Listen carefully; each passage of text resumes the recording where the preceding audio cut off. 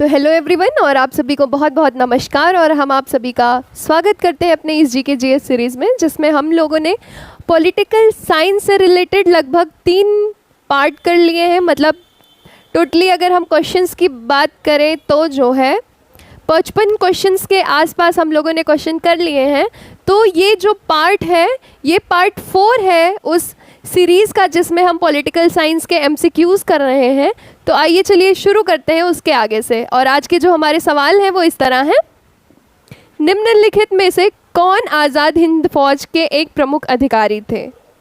Option A Shahnawaz Khan, option B Khan Abdul Ghaffar Khan, option C WC Banerjee, option D इनमें से कोई नहीं। और यहाँ पर जो आपका सही जवाब है इस सवाल के लिए वो ऑप्शन नंबर ए है, शाहनवाज खान। ये आज़ाद हिंद फौज के जो है वो प्रमुख अधिकारी थे। चलिए बढ़ते हैं अगले प्रश्न की तरफ।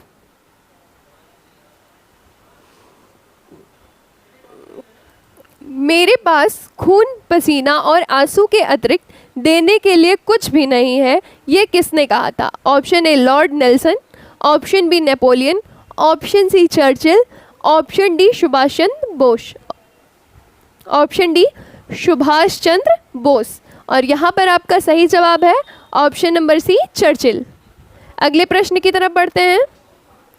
फूट डालो और राज करो की नीति अपनाई थी? Option A Lord Mountbatten, option B Lord William Bentinck, option C Lord Curzon, option D Lord Cripps.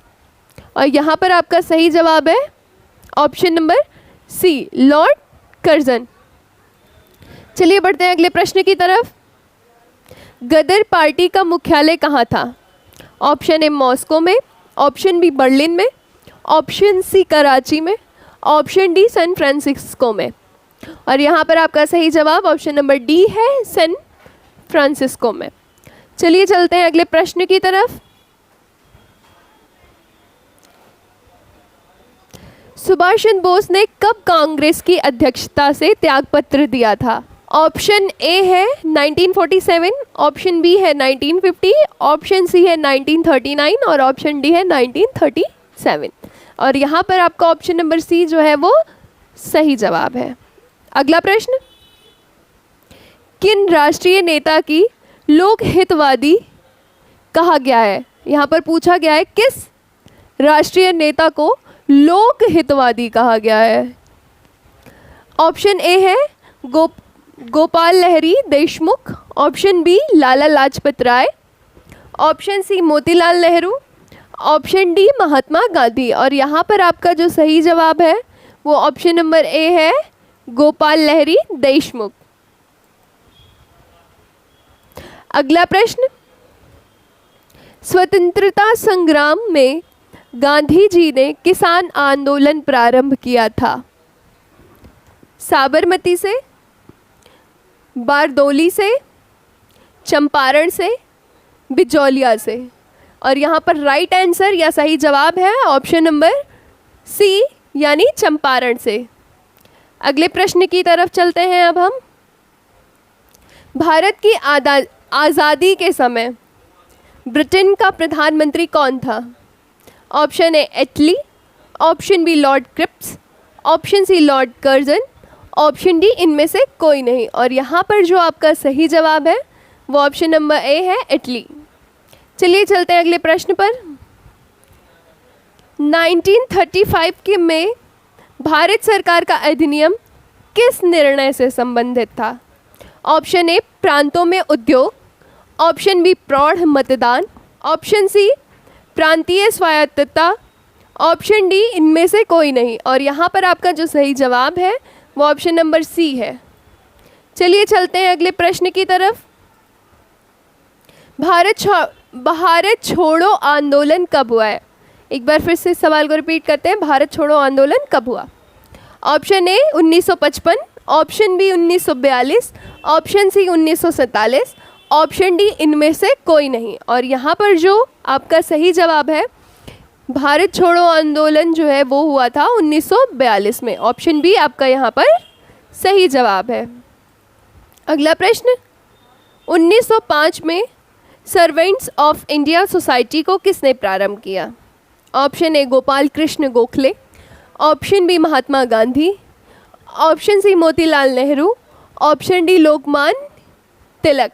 और यहाँ पर जो आपका ऑप्शन ए है यानी कि गोपाल कृष्ण गोखले ने सर्वेंट्स ऑफ इंडिया नामक सोसाइटी को आरंभ किया था।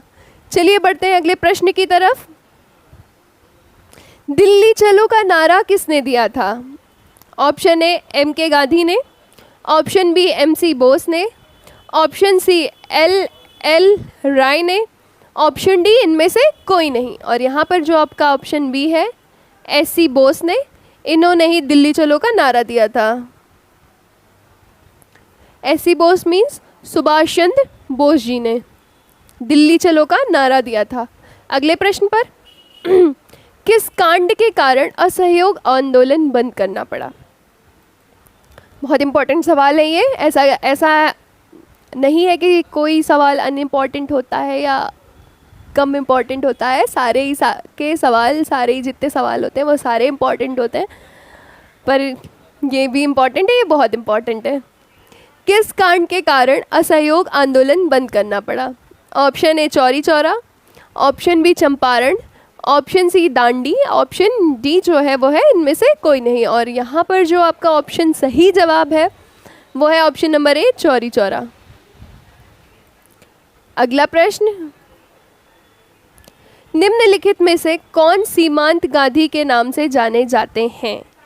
Option A Lord Mountbatten, option B Sardar Patel, option C Khan Abdul Ghaffar Khan, option D Lord Dalhousie. और यहाँ पर जो आपका सही जवाब है वो है option number C Khan Abdul Ghaffar Khan को सीमांत गांधी के नाम से भी जाना जाता है। ये इनको एक टाइटल मिला था। भारतीय राष्ट्रीय कांग्रेस की प्रथम महिला अध्यक्ष कौन थी? एक बार फिर से इस सवाल को रिपीट करते हैं। भारतीय राष्ट्रीय कांग्रेस की प्रथम महिला अध्यक्ष का क्या नाम था? Option A Sarojini Naidu, option B Annie Besant, option C Sucheta Kripalani, option D इनमें से कोई नहीं। और जो पहली भारतीय राष्ट्रीय कांग्रेस की पहली महिला अध्यक्ष थी वो थी एनी बेसेंट। और यहाँ पर जो आपका ऑप्शन नंबर बी है वो सही जवाब है। अगला प्रश्न, केंद्र राज्यों के प्रशासनिक संबंध भारतीय संविधान के किस अनुच्छेद में दिए गए हैं? ऑप्शन ए है 256 से 263, ऑप्शन बी है 250 से 280, ऑप्शन सी है 352 से 356 और ऑप्शन नंबर डी आपका जो है इनमें से कोई नहीं है। और यहाँ पर जो आपका ऑप्शन नंबर सी है वो आपका सही जवाब है। 352 से लेकर 356 तक केंद्र और राज्य के बीच में जो प्रशासनिक संबंध है वो बताया गया है। तो चलिए चलते हैं अगले प्रश्न की तरफ। भारतीय राजनीतिक व्यवस्था की विशेषता है। ऑप्शन ए जाति और धर्म, ऑप्शन बी क्षेत्र और राष्ट्रीय हित, ऑप्शन सी है राष्ट्रीय हित और धर्म, ऑप्शन डी है जाति धर्म और राष्ट्रीय हित। और यहाँ पर जो आपका सही जवाब है इस सवाल के लिए, या जो ऑप्शन यहाँ पर आपका करेक्ट है वो ऑप्शन नंबर डी है, जाति धर्म और राष्ट्रीय हित। चलिए बढ़ते हैं अगले प्रश्न की तरफ। गोवा भारतीय गणतंत्र का एक हिस्सा कब बनाया गया?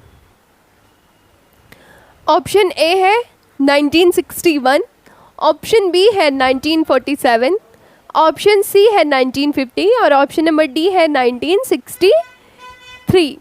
और यहाँ पर जो आपका ऑप्शन सही जवाब है, या जो सही जवाब यहाँ पर है आपका, वो ऑप्शन नंबर ए है। 1961 में गोवा को भारतीय गणतंत्र का एक हिस्सा बना दिया गया, यानी कि गोवा को ऐड कर लिया गया इंडियन रिपब्लिक में। चलिए चलते हैं अगले प्रश्न में। निम्नलिखित में से कौन भारतीय संविधान में समवर्ती सूची में रखा गया है? ऑप्शन ए जनसंख्या नियोजन, ऑप्शन बी जनसंख्या नियोजन तथा परिवार नियोजन, ऑप्शन सी आर्थिक कर, ऑप्शन डी राजकोष। और यहाँ पर जो आपका ऑप्शन नंबर बी है, जनसंख्या नियोजन तथा परिवार नियोजन को जो है भारतीय संविधान में समवर्ती सूची में रखा गया है। अगला प्रश्न, निम्नलिखित में से कौन भारत का लगातार दो बार राष्ट्रपति बना?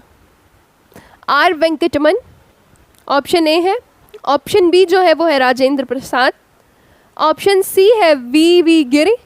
ऑप्शन डी है राधा कृष्णन। और यहाँ पर जो आपका सही जवाब है वो है option number B, Rajendra Prasad. और आज की वीडियो में बस इतना ही। आप सभी का बहुत बहुत धन्यवाद।